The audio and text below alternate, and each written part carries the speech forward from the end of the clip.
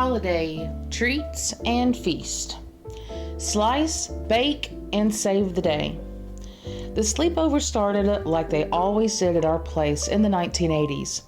Backpacks dropped by the door, boots everywhere, three girls talking all at once. They had big plans for the night. Hot chocolate, a silly movie, and then the main event. Christmas cookies with Grandma for the school bake sale.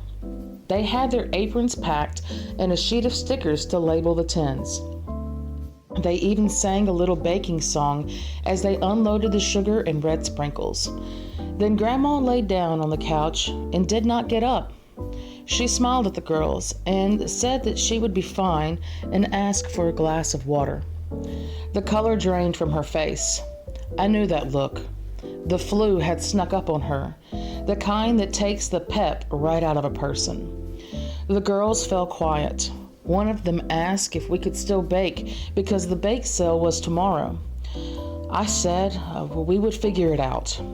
I patted Grandma's hand, tucked a blanket around her, and told the girls to set their aprons on the table.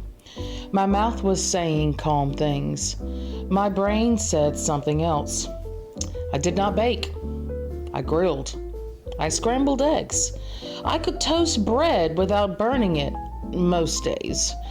Cookie making was not in my catalog of talents. We took inventory in the kitchen. The recipe box sat open like it was waiting for us. I flipped a few cards and saw words like sift, cream, and fold. The girls stood there hopeful, which is a powerful sight to behold when you're a grandfather. One of them said we could surprise Grandma with a whole table of cookies by morning. I nodded, then closed the recipe box very gently, as if loud noises might bring on a flower storm. I told them we were going on a mission, so they needed to put their coats and boots back on, and to get into the back seat of the car. When we arrived at the grocery store, the parking lot was crowded, and I had to circle it a few times before I could find a spot. Once we got inside, I pushed the cart as if I had a plan, but the truth was, I didn't. The baking aisle was so intimidating. All those bags and bottles and extracts and more kinds of flour that I even knew existed.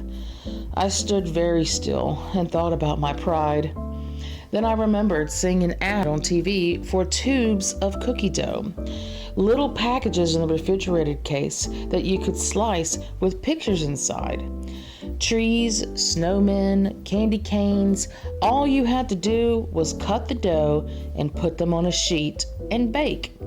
So I told the girls that we could find those and try them instead of doing the usual kind they always did with Grandma. The girls ran towards the coolers, full blast, pressing their faces to the glass to get a better look once they found the right door. One said the snowmen looked like they were waving. Another said the trees needed extra sprinkles. I felt my shoulders relax for the first time that evening. We took home 2 tubes with trees and 1 with snowmen, plus a jar of red and green sugar and a roll of parchment paper because it looked official. Back in the kitchen, I set Grandma up with a tea on the couch and promised quiet. Then the 3 of us washed our hands like surgeons. The dough came out of the wrappers with a satisfying thump. The girls counted slices and arranged them on sheets, then stood back and admired the tiny designs that were peeking out. I set the oven, took a breath, and slid the first tray in. The smell of baking sugar drifted out, gentle and warm. The timer beeped and I pulled the tray out. The trees had held their shape. The cookies had turned a little golden at the edges, just the way they were supposed to. One of the girls clapped. Another said, "Grandpa, they look like they do in the TV commercials," and which at that moment felt like a high praise for a man that I could receive. We cooled the cookies on racks. I made a rule about waiting until they were safe to touch. They lasted a full minute before someone asked if one could be tasted for quality control. We split a warm snowman cookie into 3 pieces. The cookie was soft in the middle, crisp on the edge, sweet without being fussy.